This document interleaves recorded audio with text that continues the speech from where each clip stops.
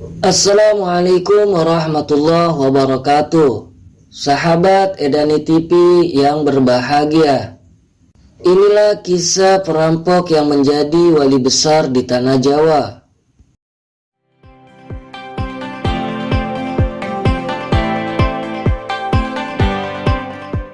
Dalam buku Babat Tanah Jawa diceritakan, Raden Syahid atau Sunan Kalijaga pernah dikenal dengan nama Branda Lokajaya. Ia adalah putra Adipati Tuban, Tumenggung Wilatikta yang juga disebut Arya Teja IV. Branda Lokajaya prihatin melihat kemiskinan di sekitarnya dalam kekuasaan Majapahit, sehingga ia bertindak sebagai maling budiman, yakni merampok orang kaya dengan cara mencegatnya di dalam hutan. Hasilnya dibagikan kepada orang-orang miskin. Raden Syahid kemudian mencegat seorang tua yang diketahui adalah Sunan Bonang, seorang wali kutub tingkat pertama. Ia bermaksud membegal Sunan Bonang, terutama tongkatnya yang dalam pandangannya berlapis emas. Tetapi ketika berhasil merebutnya, ternyata hanya terbuat dari kuningan. Lantas tongkat itu dikembalikan. Sunan Bonang berkata, jangan menganggap remeh yang tampaknya sederhana, dan ia memperlihatkan betapa tongkat itu mampu mengubah buah aren menjadi emas. Dengan bernafsu, Raden Syahid memanjat untuk mengambil buah-buah emas itu, yang ternyata berubah menjadi buah hijau kembali. Saat itulah Raden Syahid menyadari kerendahan derajat hidupnya. Ia lantas menyatakan ingin berguru kepada Sunan Bonang untuk belajar ilmu hidup.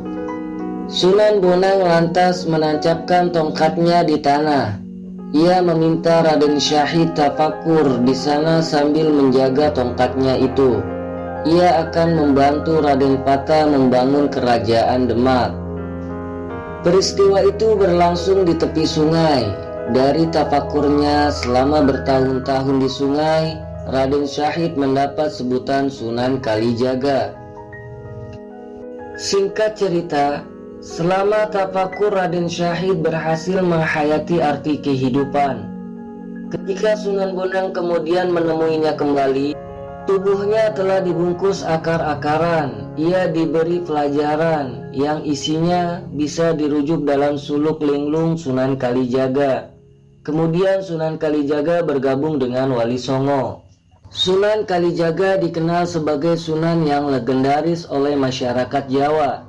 Karya Sunan Kalijaga yang fenomenal ialah Soko atau tiang Masjid Demak. Masyarakat menamakan tiang buatan Sunan Kalijaga ini sebagai Soko Tatal. Masyarakat menyebut tiang ini sebagai karomah Sunan Kalijaga. Konon Sunan Kalijaga datang terlambat saat pembangunan masjid. Para wali yang lain bahkan telah selesai mengerjakan bagian masing-masing, sehingga bahan bangunan tinggal sisa-sisa saja. Namun Sunan Kalijaga tak kurang akal.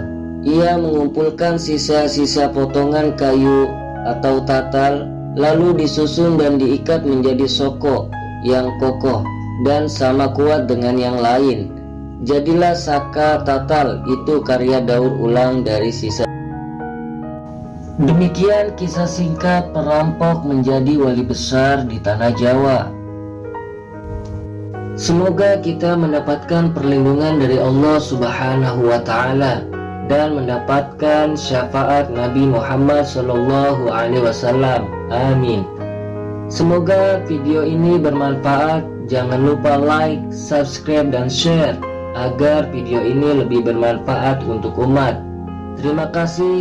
Sampai jumpa. Wassalamualaikum warahmatullahi wabarakatuh.